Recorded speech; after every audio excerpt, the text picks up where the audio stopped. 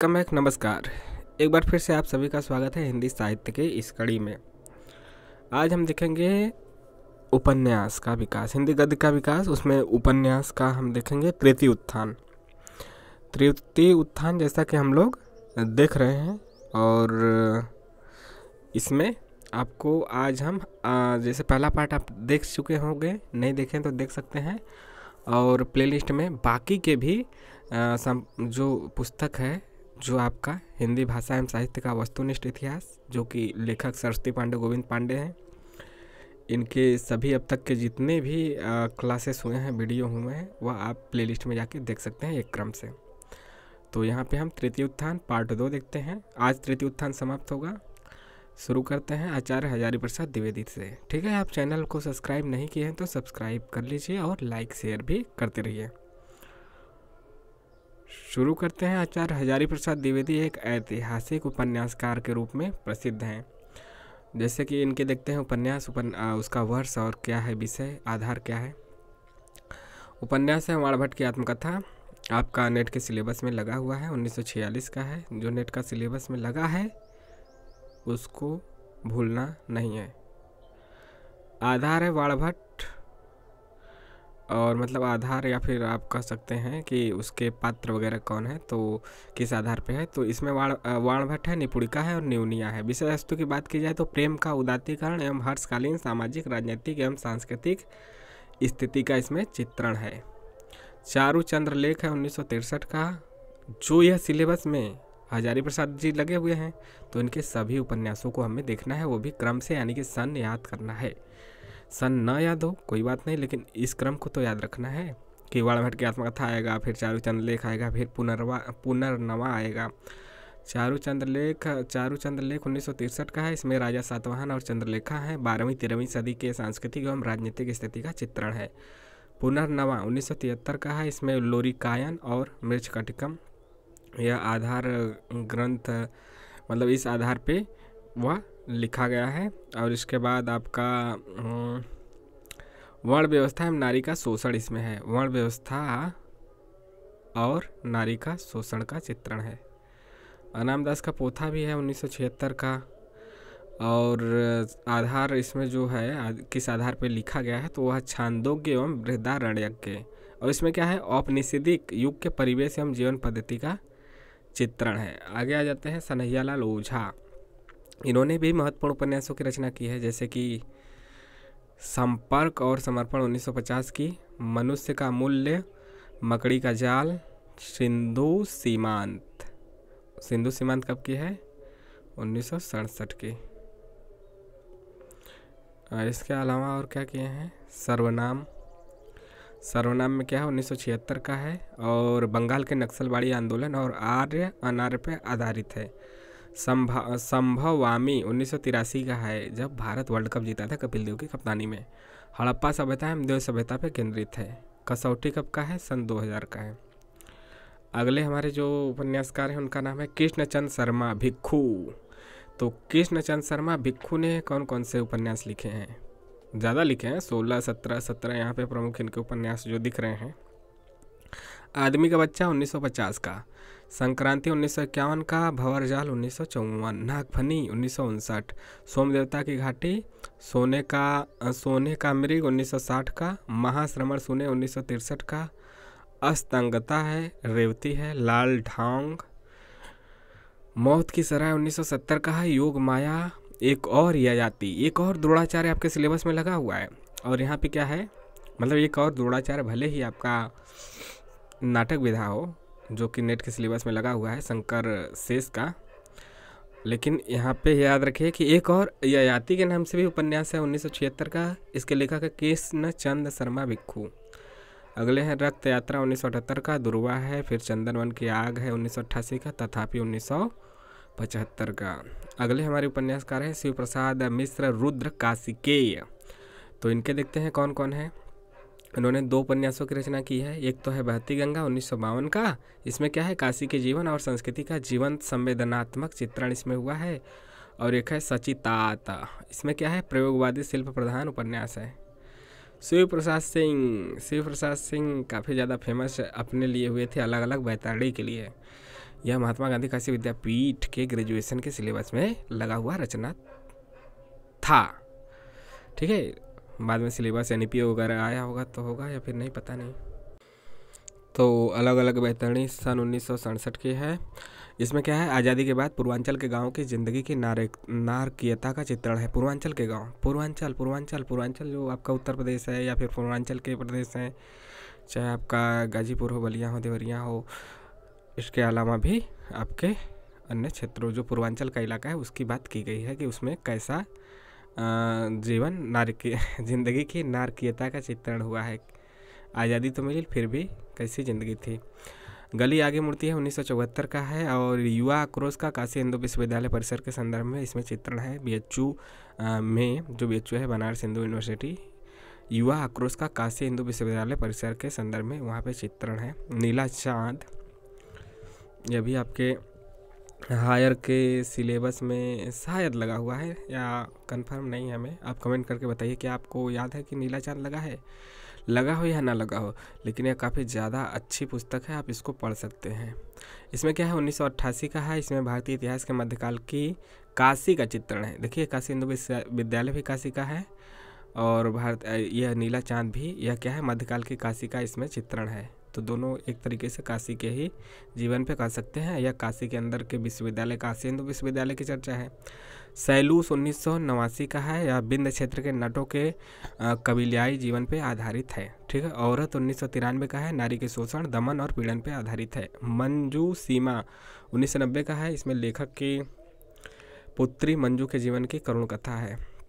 लेखक मतलब शिव प्रसाद सिंह, इनके ही पुत्री मंजू के जीवन की करुण कथा इसमें कही गई है। कोहरे में युद्ध 1992 का है। इसमें क्या है कि बुंदेलखंड में मुस्लिम आक्रांताओं की कथा है। दिल्ली दूर है 1993 का है। हिंदू मुस्लिम के बीच टकराहट एवं समन्वय का चित्रण, आप देख सकते हैं कि 1992-93 का क्या है, बाबरी मस्जिद के आसपास का चित्रण है। उस समय हिंदू मुस्लिम में टकराहट काफ़ी ज़्यादा थी।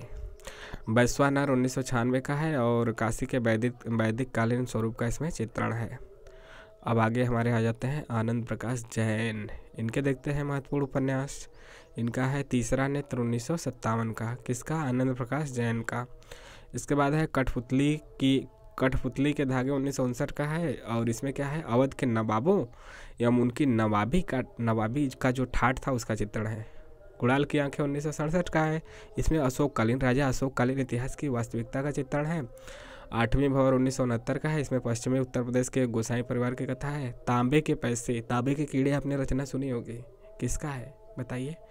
और तांबे के पैसे का जो है उपन्यास आपका 1971 का है, आनंद प्रकाश जैन का।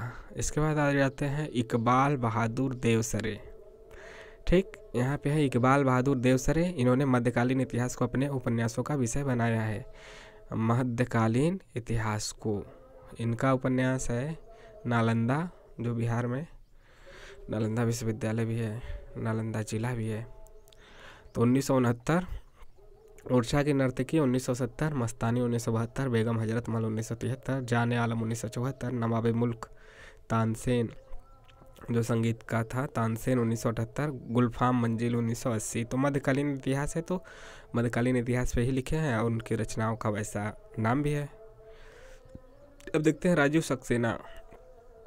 सक्सेना की बात करें तो इन्होंने की जो रचना है वह है पड़ी पुत्री सोमा 1972 का है। इसमें क्या है, आर्यों अनार्यों के संघर्ष का चित्रण है। रमैनी, साखी शब्द रमैनी तो वैसे कबीरदास का है, लेकिन रमैनी उपन्यास की बात की जाए तो राजीव सक्सेना का है, सन 2000 का है। और इसमें रमैनी सन 1857 की क्रांति पे आधारित है। ठीक। नरेंद्र कोहली, पूछा भी जा सकता है कि 1857 की क्रांति पे आधारित उपन्यास निम्नलिखित में से कौन है। तो क्या आपका ध्यान जाएगा रमैनी पे, राजीव सक्सेना के? तो इसको इस तरह से याद रखेगा। नरेंद्र कोहली की बात करें, नरेंद्र कोहली के उपन्यास महत्वपूर्ण हस्ताक्षर हैं, उपन्यास के महत्वपूर्ण हस्ताक्षर हैं। इनकी निम्न रचनाएं हैं, कौन कौन? आतंक है 1972 का। इसमें क्या है, समकालीन जीवन में अपराधियों को संरक्षण देने वाली शासन तंत्र का चित्रण है। साथ सहा गया दुख 1974 का है। इसमें मध्यवर्गीय शिक्षक, नव दंपत्ति के बाह्य और आंतरिक संघर्ष की कथा है। अभ्युदय शीर्षक से 2 खंडों में इन्होंने लिखा अभ्युदय शीर्षक से 2 खंडों में, दीक्षा और अवसर। ठीक, दीक्षा और अवसर लिखा है। दीक्षा जो लिखा वह 1975 में लिखा, और अवसर जो लिखा वह 1976 का है। तो अभ्युदय शीर्षक से 2 खंडों में लिखा, ये यहाँ पे है, दीक्षा और अवसर। ठीक, दीक्षा 1975, अवसर 1976। इसके बाद महासमर 8 खंडों में है। महासमर 8 खंडों में है, तो 8 खंडों का नाम देखते हैं। बंधन 1988 का, अधिकार 1990 का, कर्म 1991 का, धर्म 1993 का, संघर्ष की ओर 1978, युद्ध 1979, अंतराल 1995, प्रच्छन्न 1997, प्रत्यक्ष 1998, निर्बंध सन 2000 का है। इसके बाद अभिज्ञान है 1981 का। इसमें कृष्ण सुदामा की मित्रता का नया संदर्भ है। और तोड़ो कारा तोड़ो 1992 का है। इसमें विवेकानंद की जीवनी पर यह आधारित है। 2 भाग में है, तोड़ो कारा तोड़ो 2 भाग में। 1992 पहला भाग, दूसरा भाग 1993 में। और विवेकानंद की जीवनी पे आधारित है, तो दोनों इन्हीं के जीवन पे है, 2 भाग में है मतलब। बाकी महत्वपूर्ण बिंदु देखते हैं। नरेंद्र कोहली ने अभ्युदय में रामकथा तथा महासमर में महाभारत की कथा को नए संदर्भ में प्रस्तुत किया है। अभ्युदय में रामकथा और महासमर में महाभारत की कथा। ठीक, पहले रामकथा फिर महाभारत की कथा को नए संदर्भ में प्रस्तुत किया है। वीरेंद्र कुमार जैन अनुत्तर योगी की रचना, इनकी जो है वीरेंद्र कुमार जैन ने अनुत्तर योगी की रचना 4 खंडों में की, जो क्रमशः है जैसे पहला भाग 1974 में, दूसरा 1975, तीसरा 1978 और चौथा 1981 में प्रकाशित हुआ। अनुत्तर योगी 4 भाग में, 74, 75, 78 और 81 में। वीरेंद्र कुमार जैन कृत अनुत्तर योगी महावीर स्वामी के जीवन और उनके सांस्कृतिक तथा आध्यात्मिक अवदान पर केंद्रित है। तो महावीर स्वामी के आप बारे में जानना चाहते हैं, उनके जानने में इंटरेस्टेड हैं, तो यह पुस्तक आप पढ़ सकते हैं। मतलब कुछ ना कुछ तो आपकी मदद हो ही जाएगी, क्योंकि रिसर्च करके पढ़ के एक किताब लिखने के लिए लेखक न जाने कितनी किताबें पढ़ता है। शरद पगारे को देखते हैं। हाल ही में आपने सुना भी होगा नाम इनका, शरद पगारे। महत्वपूर्ण कृतियाँ इनका देखते हैं। गुलारा बेगम, कौन बेगम 1900, गुलारा बेगम, क्या है इनका, गुलारा बेगम 1984 का है। इसमें क्या है, शहजादी खुर्रम, नहीं शहजादी कहाँ से होगा, शहजादा खुर्रम। ठीक, शहजादा खुर्रम। और इसके बाद और गुलारा बेगम की प्रेम कथा का चित्रण है। ठीक, इसमें शहजादा खुर्रम और गुलारा बेगम की प्रेम कथा का चित्रण है। गंधर्व सेन 1987 के हैं रचना। इसमें उज्जैनी नरेश गंधर्व सेन के रोमांस और शौर्य का चित्रण है। बेगम जैनावादी 1996 का है, और इसमें नृत्यांगना जैनावादी और मुगल बादशाह औरंगजेब की प्रेम कथा का चित्रण है। औरंगजेब काफ़ी खतरनाक क्रूर शासक, जिंदा पीर, इसको जिंदा पीर भी कहा जाता है। अन्य महत्वपूर्ण ऐतिहासिक उपन्यास और उपन्यासकार देखते हैं। अन्य में कौन कौन है आपके हैं, रघुवीर शरण मित्र, इनका है आग और पानी 1954, ढाल तलवार, ओस के आंसू। हाँ, जो ओस ऊपर सुबह सुबह पड़ा रहता है वह एक आंसू के बूंद की तरह तो ही दिखाई देता है। और अलग अलग संज्ञा लोग देते हैं, कोई मोती की तरह चमकता, कोई आंसू की तरह ढुलका हुआ। आगे है इनका पहली हार 1955, उजला कफन, राग की दुल्हन, कांपती आवाज़, दिन रोया रात हंसी, तब का तेज रूप के जाले, प्यासे और शोले, सोने की राख 1957 का है, बलिदान है, रंग बिरंगे चेहरे हैं, सदा सदा के प्रश्न हैं। प्रताप नारायण श्रीवास्तव का देखते हैं, बेकली का मजार 1957, शिव सागर मिश्र का है, राज तिलक 1961 का, मगध की जय 1962, मनु शर्मा का है द्रौपदी की आत्मकथा 1974 का, द्रोण की आत्मकथा 1976 का, कर्ण की आत्मकथा 1978 का। यानी कि इन्होंने मनु शर्मा ने द्रौपदी की आत्मकथा लिख दी, द्रोणाचार्य का भी लिख दिया, कर्ण का भी लिख दिया। इसके बाद अभिशप्त कथा 1982, शिवाजी का आशीर्वाद, कृष्ण की आत्मकथा भी लिखे हैं 8 भाग में। और गांधारी की आत्मकथा, यानी कि सारे ऐतिहासिक पात्रों के जो महाभारत के रहे हैं, खासकर महाभारत के, जैसे गांधारी हो गया, कृष्ण हो गया, कर्ण हो गया, द्रौपदी हो गया, द्रोण हो गया, महाभारत के महत्वपूर्ण पात्रों को तो उन्होंने छोड़ा ही नहीं। तो गांधारी का आत्मकथा 2004 का है। आगे हमारे हैं उपन्यासकार राम कुमार भ्रमर, इनका है फौलाद का आदमी 1969 का, कांच का घर 1971, जयशंकर द्विवेदी, इनका है महाकवि कालिदास की आत्मकथा 1987 का। आनंद शर्मा है इतिहास के निपुण, लिखा है रस कपूर 1995, एक और भीष्म, एक और द्रोणाचार्य, नो, एक और ये आती अभी हमने देखा, एक और द्रोणाचार्य तो हमारे सिलेबस में है नेट के, एक और ययाति देखा अभी हमने, एक और भीष्म, यह भी हम यहाँ पे देख रहे हैं आनंद शर्मा का। ठीक, इसके बाद नरवद सुप्यारदे, नरवद सुप्यारदे 2003 का है, अमृतपुत्र 2006 का।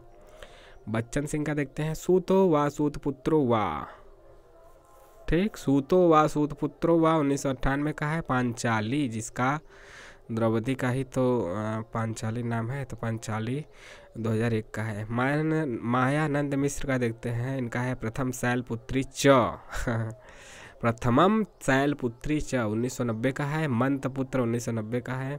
पुरोहित 1999 का है। अब देखते हैं फणीश्वर नाथ रेणु, हिंदी में आंचलिक उपन्यास के जन्मदाता माने जाते हैं। आंचलिक मतलब कि आपका आंचल, आपका लोक, यानी कि लोकल, यानी कि ग्रामीण। वैद्यनाथ मिश्र, मतलब कि इनका तो महिला आंचल आपके सिलेबस में लगा हुआ है, इनकी याद ही रखिएगा इनको।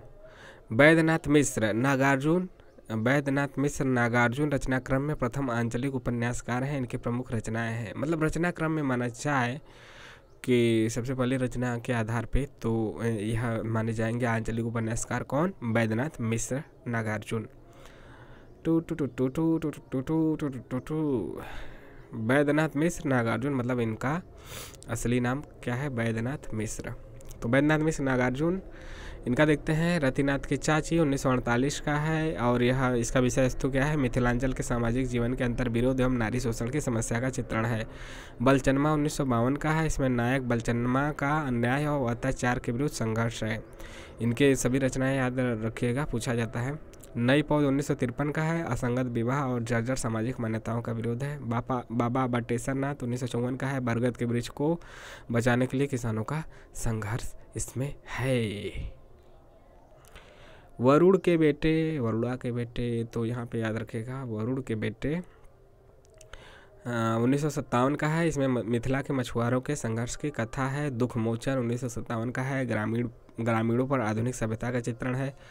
उग्रतारा या फिर उग्रतार 1963 का है, उगनी और कामेश्वर की प्रेम कथा का चित्रण है। हीरक जयंती 1961 का है, इसमें समकालीन शासक वर्ग के नेताओं की चरित्रहीनता का चित्रण है।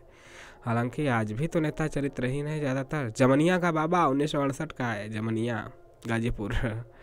इमरतियाँ 1968 का है, समाज के बगुला भक्तों का पर्दाफाश किया गया है। आज भी तो समाज में बहुत से बगुले भगत हैं। पारो 1975 का है, बाल विवाह की कुरीति और युवती की दारुण कथा पे आधारित है। गरीबदास 1979 का है, इसमें स्वतंत्र भारत के ग्रामीण जीवन के सामाजिक, आर्थिक और अंतर विरोध का चित्रण है। नागार्जुन ने पारो की रचना मूलतः 1946 में मैथिली भाषा में किया था, जिसका हिंदी रूपांतरण 1975 में किया था। बस उसी का मतलब यह तथ्य याद रखिएगा। लिखे तो 1946 में, बाद में जाकर 1975 में हिंदी रूपांतरण किए थे। अब देखते हैं देवेंद्र सत्यार्थी, यह महत्वपूर्ण आंचलिक उपन्यासकार हैं, मतलब यह भी हैं। हमने देखा नागार्जुन, वैद्यनाथ मिश्र नागार्जुन को, और फणीश्वर नाथ रेणु भी हैं। इसके बाद आपके देवेंद्र सत्यार्थी भी हैं। इनका देखते हैं रथ के पहिए 1953 का है, यह मध्य प्रदेश की गौड़ जातियों का यथार्थ चित्रण है। कठपुतली 1954 का है, नाटक और रंगमंच से जुड़े कलाकारों की साधना का इसमें चित्रण है। ब्रह्मपुत्र 1956 का है, ब्रह्मपुत्र के माजुली द्वीप, और जैसा कि आप जानते हैं कि यह एक बार पूछा भी गया था, अरे यायावर रहेगा याद, जो माजुली द्वीप का जिक्र किया थे उन्होंने, अज्ञे ने, यायावर ने, यानी कि उन्हीं का तो उपनाम है यज्ञ का। तो उसमें पूछा गया था कि माजुली द्वीप कहाँ पे है, तो असम में है, ब्रह्मपुत्र नदी। तो इसमें क्या है, ब्रह्मपुत्र के माजुली द्वीप और दिसांग मुख्य निवासियों का संघर्ष की कथा है। दूधगाछ 1958 का है, इसमें संगीत और संगीतकार के जीवन संघर्ष का चित्रण है। कथा कहो उर्वशी 1961 का है, मूर्तिकार की संवेदना और साधना का अंकन है। तेरी कसम सतलुज 1988 का है। देवेंद्र सत्यार्थी जी के 3 उपन्यास हैं, कठपुतली मतलब 3 उपन्यास, मतलब यहाँ पे तो हमने देखा कई उपन्यास, क्रम से याद रखिए। और इसमें क्या बात कही गई है, या पॉइंट में, सत्यार्थी जी के 3 उपन्यास कठपुतली, दूधगांच और कथा कहो उर्वशी कला जगत को समर्पित है। किसको समर्पित है? कला जगत को, आर्टिस्ट कला जगत।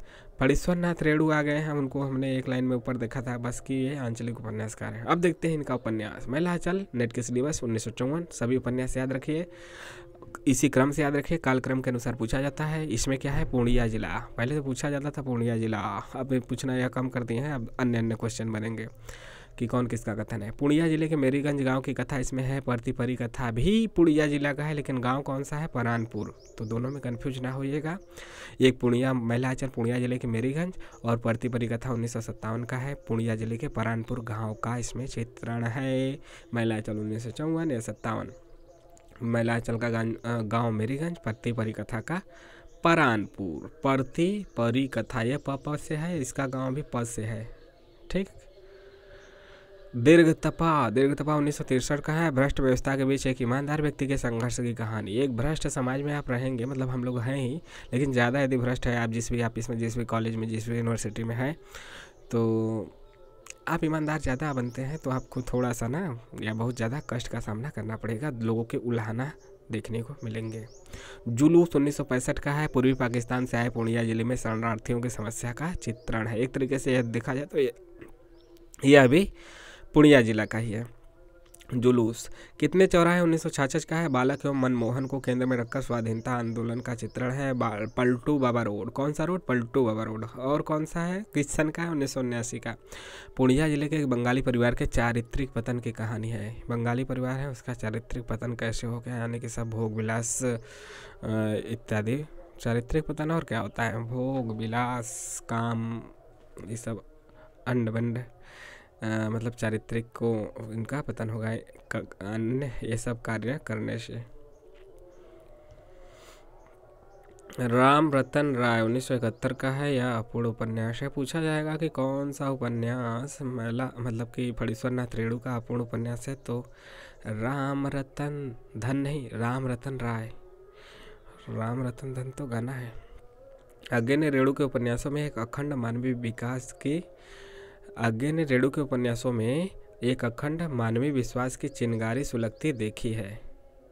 फणीश्वर नाथ रेणु अपना साहित्यिक गुरु बंगला उपन्यासकार सत्यनाथ भादुड़ी को मानते हैं। पूछा जाएगा कि रेणु अपना साहित्यिक गुरु किसे मानते हैं, तो आपको यह पता होना चाहिए, बंगला उपन्यासकार सत्यनाथ भादुड़ी को। श्रीलाल शुक्ल को देखते हैं। श्रीलाल शुक्ल के उपन्यासों में राजनीति भी है, व्यंग भी है और आंचलिकता भी है। आंचलिकता मतलब गांव के यदि उठाएंगे, अंचल का उठाएंगे तो आपको आंचलिकता आ जाएगी। व्यंग तो रहता ही है, राजनीति रहती ही है। आप देख सकते हैं इनका राग दरबारी, जरूर पढ़िएगा, नहीं पढ़े तो जरूर पढ़िएगा, बार बार कितना मजा आएगा आप सोच नहीं सकते। इनकी रचना देखते हैं। सोनी घाटी का सूरज 1957 का। इसमें क्या है? प्रतिभाशाली उच्च वर्गीय निर्धन छात्र की संघर्ष गाथा है। अज्ञातवास 1962 का है। एक व्यक्ति का अपनी पत्नी के प्रति क्रूर व्यवहार और पश्चाताप का चित्रण है। राग दरबारी 1968 का है, याद रखिए। शिवपालगंज की जिंदगी का चित्रण है, नहीं पढ़ा है तो जरूर पढ़ें। सीमाएं टूटती है 1973 का है। अपराध एवं रोमांस के मिश्रित एक कहानी है। मकान 1976 का है। इसमें संगीतज्ञ बाबू का मकान के लिए अफसरों की खुशामद का चित्रण है।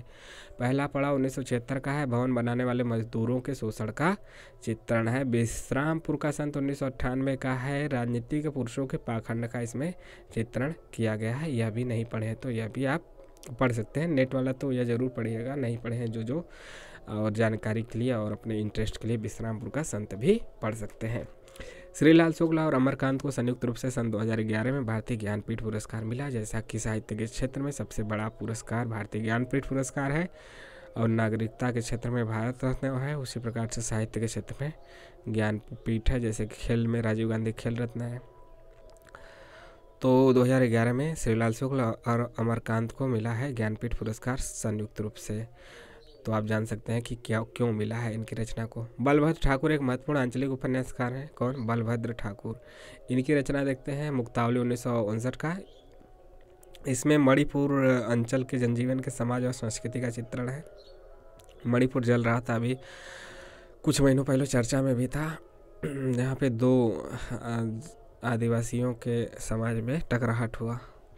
नेपाल की वो बेटी 1959 का है। नेपाल की डुटियाल जाति का चित्रण है। देवताओं के देश में 1960 का है। कुलू अंचल के पर्वतीय सौंदर्य और संघर्षपूर्ण जीवन का चित्रण है। घने और बने 1961 का है। लहरों की छाती पर 1962 का है। और अंडमान निकोबार द्वीप के जनजीवन की स्थिति का चित्रण है। आप जानना चाहते हैं अंडमान निकोबार के जनजीवन को? बिना वहाँ गए पता नहीं कब जाएंगे, कब मौका मिलेगा, तो नहीं जा सकते। तो लहरों की छाती पे यह पढ़ के आप यहाँ पे जान सकते हैं बलभद्र ठाकुर का। सॉरी,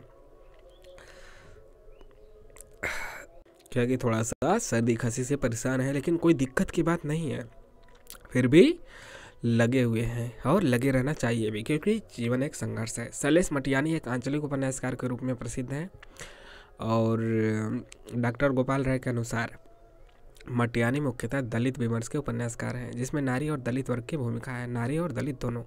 शैलेश मटियानी के देखते हैं, इन्होंने काफ़ी ज़्यादा उपन्यास लिखा है। देखते हैं क्या क्या कौन कौन सा है शैलेश मटियानी का। बोरावली से बोरी बंदर तक, या फिर बोरीवली जो हम लोग कहते हैं मुंबई वाला, तो यह 1959 का है। बोरीवली से बोरी बंदर तक 1959 का है।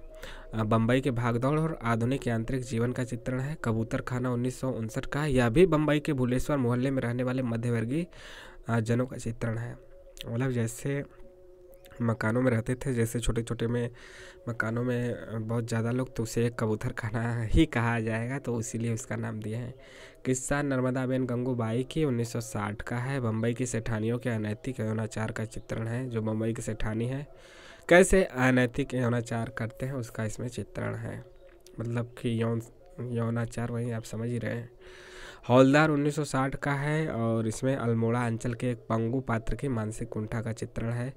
और अगला है तिरिया भली न काट के 1961 है। चिट्ठीर सैन, इसमें क्या 1961 है। नारी की अभिशप्त नियति और मानवीय संवेदना का अंकन है। चौथी मुट्ठी 1962 का है। बारूद और बचूली 1962 का है। मुख सरोवर के हंस 1962 का है। कुमाऊं क्षेत्र का प्रसिद्ध लोक कथा अजीत बफौल पर आधारित है। एक मुठ सरसों 1962 का है। इसमें वर्ण संकर शिशु की सामाजिक अवज्ञा और अपमान का चित्रण है। कोई अजनबी नहीं 1966।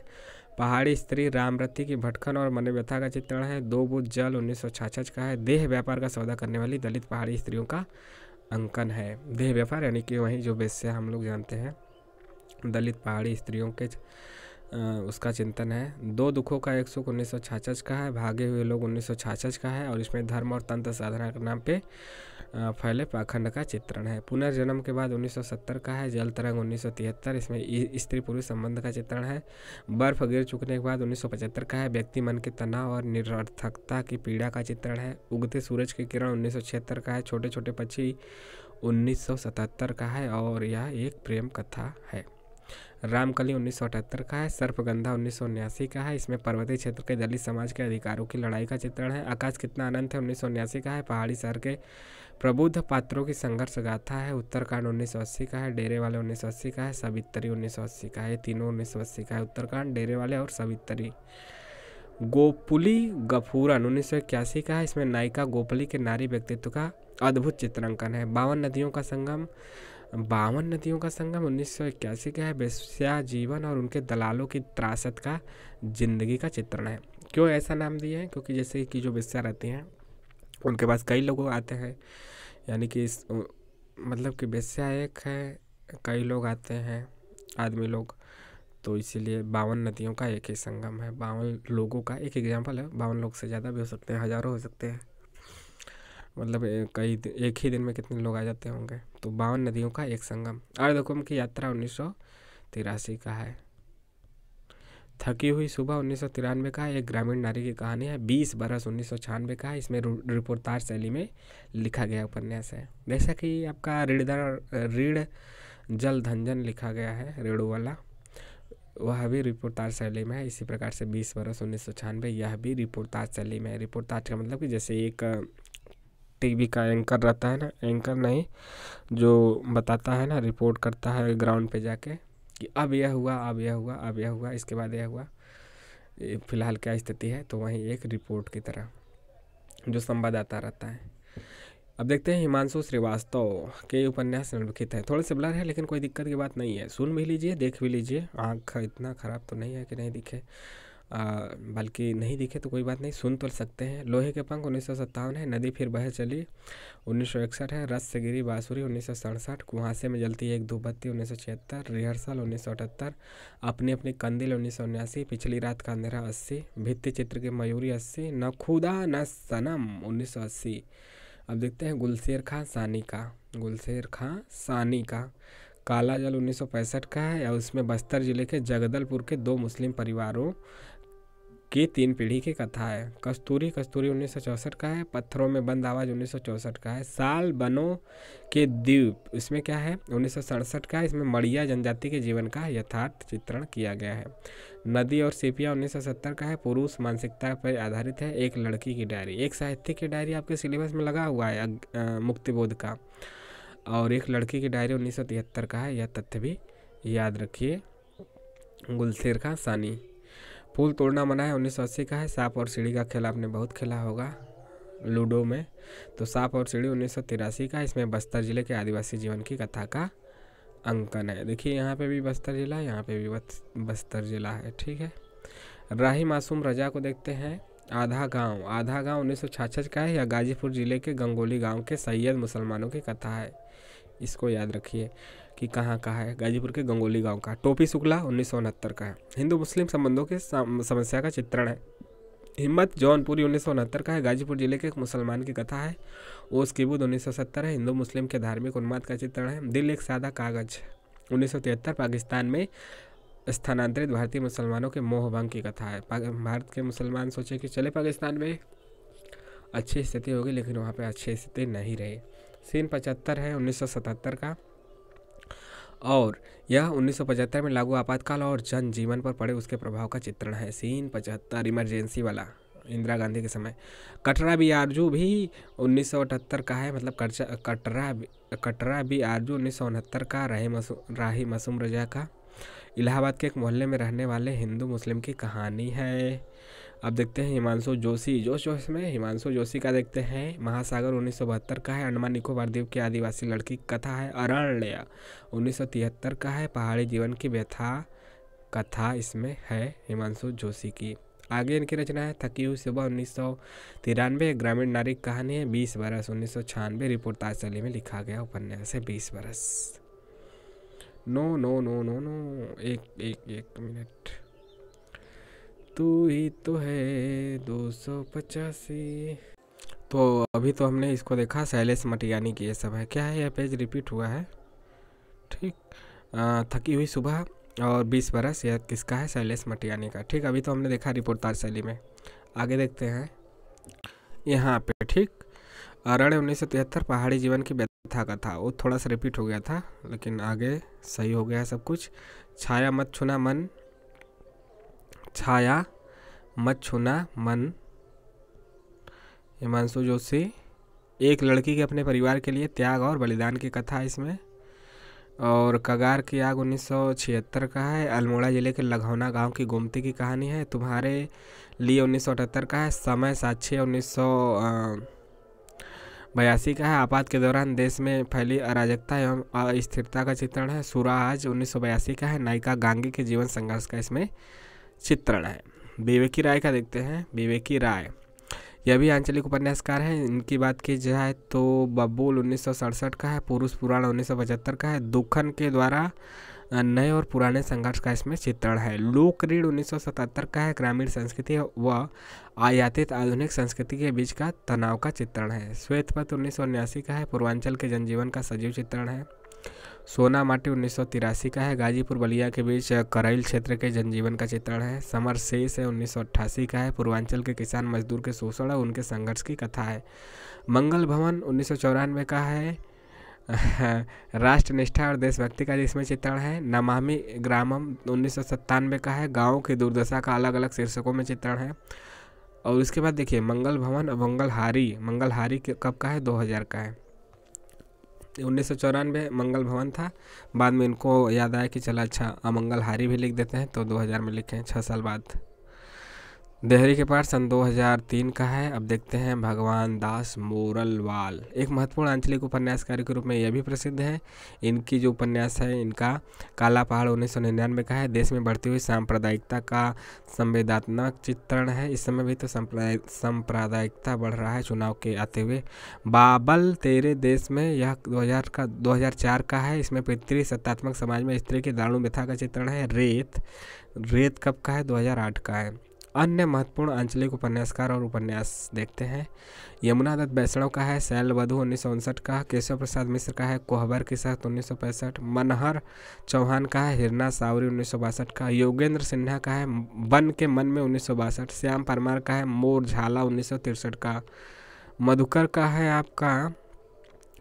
का है मोतियों वाले हाथ 1963 का। फिर से कहो 1964 का। सुबह होने तक 1969 का। ठीक है, इसके अलावा भी है। इसके अलावा मायानंद मिश्र का है माटी के लोग, सोने के नैया 1967 का। रघुवीर दयाल सिंह का है त्रियुगा 1967 का। रामदेव शुक्ल का है ग्राम देवता 82 का। विकल्प 1986 का। हर गुलाल का भीतरी कुआं 1974 का है। अब देखते हैं प्रगतिवादी यानी मार्क्सवादी, प्रगतिवादी या फिर मार्क्सवादी विचारधारा के उपन्यासकारों में प्रथमतः नाम यशपाल का आता है। यशपाल का देखते हैं, यशपाल का जो कि नेट के सिलेबस में लगे हुए हैं। यशपाल का झूठा सच हमारे नेट के सिलेबस में लगा हुआ है, तो इनके सभी उपन्यासों को जानना जरूरी है। दादा कामरेड 1941 क्रांतिकारियों की गतिविधियों का विश्वसनीय चित्रण है। देशद्रोही 1943 का है। इसमें 1930 से 42 तक की राजनीतिक स्थिति का अंकन है। दिव्या 1945 का है। ऐतिहासिक कल्पना है। पार्टी कामरेड 1946 का है। कम्युनिस्ट पार्टी की विचारधारा और कार्यक्रम का समर्थन है। मनुष्य के रूप 1949 का है। अमिता 1956 का है। ऐतिहासिक उपन्यास है। झूठा सच हमारे सिलेबस में 2 भागों में है। पहले भाग का जो है प्रकाशन वर्ष 1958, दूसरे का 1960 है। पहले भाग का नाम भी याद रखिए और दूसरे भाग का नाम भी याद रखिएगा। क्या नाम है कमेंट करके बताइए। और देखिए इसमें क्या है, पहले भाग में क्या है, राष्ट्र मतलब कि आज़ादी से पहले, और दूसरा भाग आज़ादी के बाद का है। राष्ट्र विभाजन और त्रासदी का इसमें चित्रण है जब राष्ट्र बटा 1947 में। और दूसरा क्या है, स्वतंत्रता प्राप्ति और देश के विकास तथा देश के भावी निर्माण में बुद्धिजीवियों की भूमिका का यथार्थ चित्रण है। आज़ादी के बाद मतलब कि बुद्धिजीवियों का भूमिका कैसा रहा उसका यथार्थ चित्रण किया गया है। 12 घंटे 1962 का है और इसमें पातिव्रत्य संबंधी परंपरागत मूल्यों की व्यर्थता का चित्रण है। अप्सरा का शराब 1965 का है। ऐतिहासिक पौराणिक उपन्यास है। क्यों फंसे 1968 का है। काम संबंधों की निर्बाध आज़ादी का चित्रण है। काम संबंध यानी कि यहाँ पे यह शब्द बोलते हुए हम लोगों को झिझक भी लगती है, फिर भी हम बोल ही देते हैं। काम संबंध यानी कि सेक्स जो आपका है उन संबंधों की यहाँ पे बात की जा रही है, सेक्सुअल रिलेशनशिप की। मेरी तेरी उसके बाद 1974 का है। इसमें स्वाधीनता आंदोलन और उत्तर भारतीय समाज के राजनीतिक संघर्ष का चित्रण है। झूठा सच 2 भागों में प्रकाशित है। आ ही गया प्रथम भाग का नाम वतन और देश है। दूसरा भाग है देश का भविष्य। आपने नहीं पढ़ा तो इसको जरूर पढ़िए, सिलेबस वालों को तो जरूर पढ़िए, और ये अच्छा भी है। राग दरबारी हो गया, वतन और देश हो गया, तमस हो गया, सब बेहतरीन उपन्यास है, आपको अच्छे भी लगेंगे पढ़ते हुए भी। हाँ, आपको ज़िंदगीनामा अच्छा नहीं लगेगा, समझ में भी नहीं आएगा, उसको आप इग्नोर करके केवल उसके प्रमुख पात्र, मुख्यांश, इन सब चीज़ों को ही पढ़ सकते हैं। अब देखते हैं मनमथ नाथ गुप्त ने उपन्यासों की रचना की है। देखते हैं इनका कौन कौन है। बहता पानी, चक्की, आस्तीन के सांप, शहीद और सुहदे, षड्यंत्र, रात और दिन, आधी रात की अतिथि, अल जुल्फिकार, ख्याल अच्छा है, तोड़म फोड़म, दिन दहाड़े, शहादत नामा, यह है सभी मनमथ नाथ गुप्त के उपन्यास हैं। अब देखते हैं रामेश्वर शुक्ल अंचल प्रगतिवादी चेतना के उपन्यासकार हैं। इनके महत्वपूर्ण उपन्यास कौन कौन है। चढ़ती धूप 1945 का है। इसमें 1932 से 37 के राजनीतिक हलचलों का चित्रण है। उल्का 1947 का है। यह प्रेम विवाह स्त्री स्वाधीनता का अंकन है। नई इमारत 1947 का है। भारत छोड़ो आंदोलन पर आधारित है, और भारत छोड़ो आंदोलन कब हुआ था, 1942 में, रचना 1947 की है। मरु प्रदीप 1951 का है। बाल विधवा शांति और विमल के प्रेम का चित्रण है। और देखते हैं भैरव प्रसाद गुप्त, यह भी एक प्रगतिवादी उपन्यासकार हैं, मार्क्सवादी। इनकी जो उपन्यास है 16 1946 का है। कानपुर के मजदूर आंदोलन का चित्रण है। मसाल 1948 का है। पूर्वांचल की पृष्ठभूमि में द्वितीय विश्व युद्ध से उत्पन्न आर्थिक संकट और राजनीतिक गतिविधियों का चित्रण है। द्वितीय विश्व युद्ध 39 से जो 45 के बीच हुआ था। गंगा मैया 1952 का है। अभावग्रस्त ग्रामीणों के पारस्परिक वैमनस्य का चित्रण है इसमें। जंजीरें और नया आदमी 1954 का है। सती मैया का चौरा 1959 का है। इसमेमें किसान का शोषण, वर्ग चेतना और उनके संघर्ष का अंकन है। धरती 1962 का है। एक सर्जक साहित्यकार के संघर्ष का चित्रण है। आशा 1963 का है। कालिंदी यानी कालिंदी का पर्यायवाची क्या है बताइएगा आप।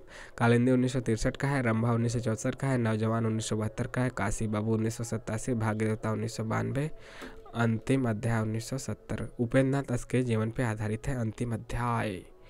यह भी याद रखिए, भैरव प्रसाद गुप्त का जो अंतिम अध्याय है किसके जीवन पर आधारित है, तो उपेंद्र नाथ के खुद एक आपके सिलेबस में भी है और रचनाकार है। इनका अंजू दीदी तो लगा हुआ है ना हमारे सिलेबस में। अंतिम अध्याय इनका याद रखिए, उपेंद्र नाथ अस्क के जीवन पर आधारित है और सन 1970 का है। अमृत राय देखते हैं बेटे प्रेमचंद के। और अमृत राय को बहुत लोग नहीं जानते होंगे कि इनके पिता का क्या नाम था, क्योंकि यह खुद नहीं चाहते थे कि इनके पिता के नाम से इनको जाना जाए। ये चाहते थे कि इनको हमारे नाम से, मतलब हमारी रचनाओं से हमें जाना जाए। इनका देखते हैं बीज। बीज 1952 का है। इसमें भारतीय कम्युनिस्ट पार्टी की विचारधारा और आम आदमी के जीवन संघर्ष का चित्रण है। नागफनी का देश 1953 का है। प्रेम और दाम्पत्य की टकराहट का चित्र है। हाथी के दांत 1956 का है। और समाज के दोहरे चरित्र का यथा चित्रण इसमें है। जंगल 1969 का है। वर्तमान सभ्यता को जंगल सभ्यता के रूप में चित्रित किया गया है। सुख दुख 1969 का है। जीवन में सुख दुख की शाश्वत समस्या का चित्रण है। चित्रण क्या, जीवन में शाश्वत न दुख रहता है न सुख है, अभी आप ध्यान लीजिए, दुख और सुख आता जाता रहता है। भटियाली 1969 का अविवाहिता चित्रा के प्रेम द्वंद्व का चित्रण है। धुआं 1977 का है। नई पीढ़ी के भटकाव और सामाजिक राजनीतिक मूल्यहीनता का चित्रण इसमें है। नई पीढ़ी आप देख रहे हैं कि कितना भटक रहा है ना, वह हाव भाव दिखाने में, सेक्स स्कैंडल में, ये सब ज़्यादा फंसता हुआ नज़र आ रहा है। वह भी शुरुआती क्लास से 5, 6, 7, 8 के बच्चे के अंदर इतनी मतलब कि उग्रता, इतनी कह सकते हैं जिजीविसा, सब कुछ जानने की, सब कुछ करने की, न सिर्फ जानने की बल्कि करने की भी।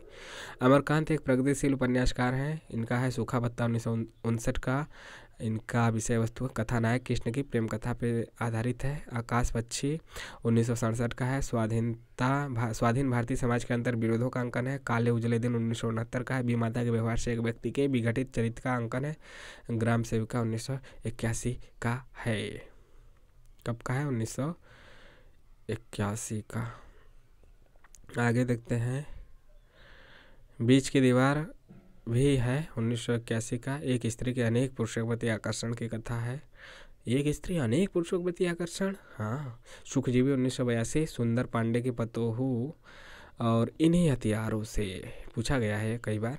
2003 का है। भारत छोड़ो आंदोलन से लेकर स्वतंत्रता प्राप्ति तक के सामाजिक राजनीतिक का यथार्थ चित्रण है। अमरकांत और श्रीलाल शुक्ल को 2011 का 45वां ज्ञानपीठ पुरस्कार संयुक्त रूप से मिला। ऊपर भी बात की जा चुकी है। भीष्म साहनी का देखते हैं। भीष्म साहनी, इनका भी थॉमस हमारे सिलेबस में लगा हुआ है 1973 का। भारत के विभाजन के सांप्रदायिक विभीषिका पे आधारित है। महाकाव्यात्मक अंकन इसमें है। झरोखा देखते हैं 1900। इनके सभी उपन्यासों को इसी क्रम में याद रखिएगा, कालक्रम के अनुसार पूछा जाता है, पूछा जाएगा। झरोखा 1967 का है। आर्य समाजी मध्यवर्गीय परिवार का अंकन है। कणिया 1970 का है। दाम्पत्य जीवन की कटुता और स्त्री की असहाय स्थिति का अंकन है। तमस की हमने बात की ही। बसंती की बात करते हैं 1980 का है। दिल्ली महानगर की झुग्गी झोपड़ी वाली गंदी बस्तियों का अंकन है। मैया दास की माड़ी 1988 का है। इसमें 1840 से 1920 तक के पंजाब के राजनीतिक सामाजिक यथार्थ का चित्रण है। कुंतो आपका है 1993 का। नारी जीवन के चिरंतन पराधीनता जन्य पीड़ा का अंकन है। नीलिमा नीलूफर, देखिए नीलू, नीलिमा, नीलूफर 3 चीज़ है, तो इसमें 3 सुनना वाला भी है 2000 का।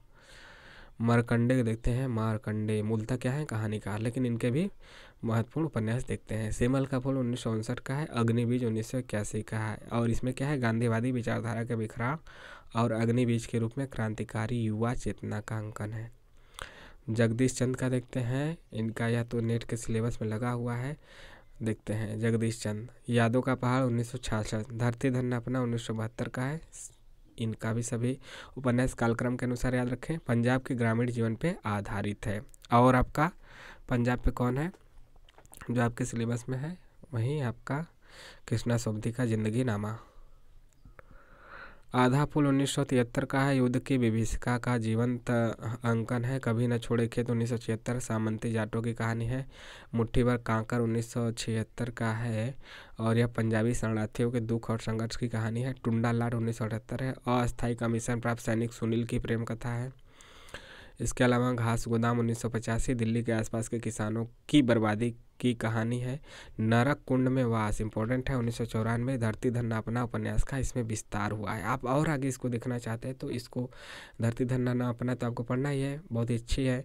इसका और विस्तार देखना चाहते हैं तो नरक कुंड में वास इसी का विस्तार है, यह आपको पढ़ना चाहिए। पूछा भी जा सकता है कि धरती धन्ना अपना का विस्तार किस उपन्यास में है, तो इन्हीं का सभी दे देगा, पूछ देगा तो नरक कुंड में वास याद रखिए। सन भी 1994। लाट की वापसी 2000 की है। टुंडा लाट उपन्यास का विस्तार है। टुंडा लाट यहाँ पे है 1978 का और टुंडा लाट की वापसी हो गई तो इसी का विस्तार हो गया।